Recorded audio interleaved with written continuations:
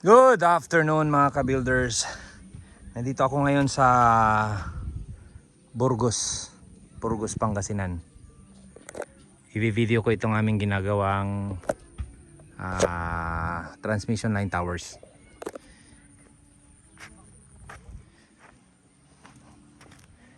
Dito ang transmission line towers ay may 4 na legs sa ngayon. Itong ginagawa namin, ang dimension is 1 metro ang thickness ng buhos, 7.5 by 7.5, 4 na ganon. So ito yung aming mga gamit. Ang good thing, meron kami naupahan na mas malapit. Doon, boy, nakalipat na tayo. Hindi, wala na tayo doon sa kabila. Okay, so ito yung aming naupahan. Ito yung aming mga heavy equipments. Okay. Dito nakatira ang aking mga kasama. Pupuntahan ko. May mga diesel pa ba yung bako natin, boy? Okay, sige, lalakarin ko lang. Maputik eh. Maputik.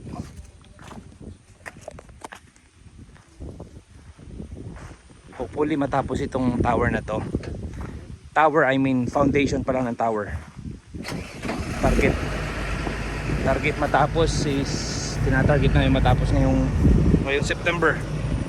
Ito yung daan maputik eh. Hindi.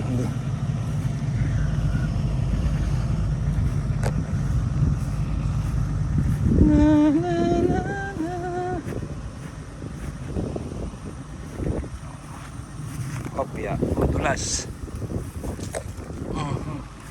Sorry, hindi ako ready.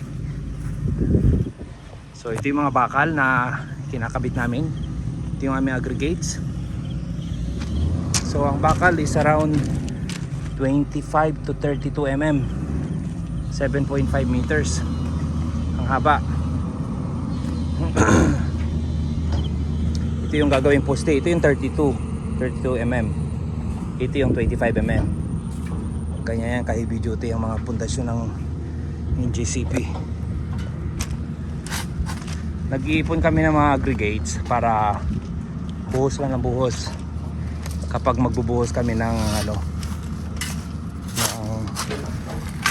yan, manual yan. So kailangan maraming sako. Nasusukat nyo naman kung ilang pala garon. Okay.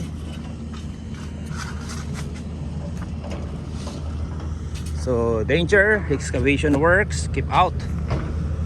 Yung isang leg, ito yung pinaka-panding namin ng tubig para pag nagbuhos kami. Mang, naling concrete na to. So naling concrete na siya.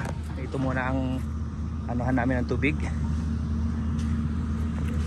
Napakalaking butas.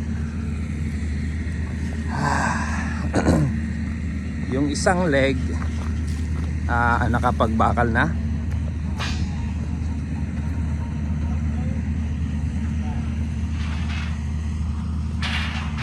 Naku, platform nga ang wala ako. So ito, napakatigas ng dahil adobe adobe, may ilang layer yung adobe dito. So mano-mano yung aming. So kailangan natin dito, magpurma. Ha? Para hindi sayang semento natin. Yung buhos pala. So ito ang aming area. Transmission line towers, construction dito sa Pangasinan, going to Zambales at going to Nueva Ecija. So maraming towers, around 200 yung gagawin. Subok muna kami, subok. So yan yung scenario namin dito.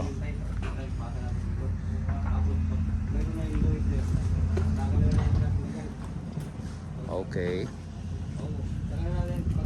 Sobra ba yan? Sobra? Ha? So napakakapal ng adobe, kaya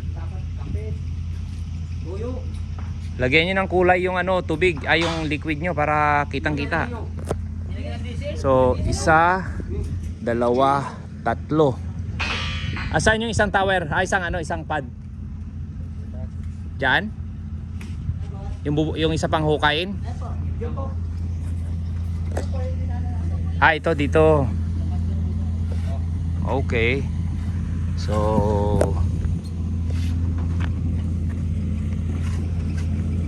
Engineer Joylyn, kumusta? Ito ang aking engineer dito, si Engineer Joylyn. Mag-hi ka. Dito yung isang leg. So ito yung ating pandingan, itong supply natin ng tubig natin pag nagbuhos. Okay. Grabe, tanggal na yung aking cover ng ano ah. Ito, sako lang ng sako. Tapos lagay ng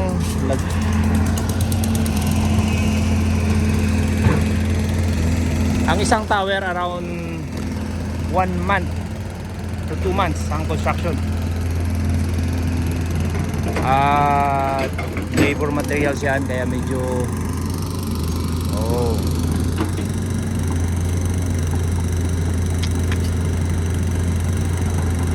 gamit na gamit dito ang bako kasi hindi pwedeng hindi bako to.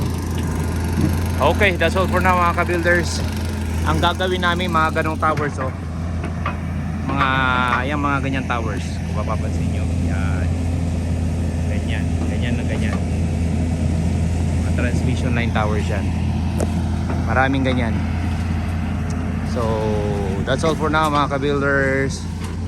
Thank you for watching. Bye bye.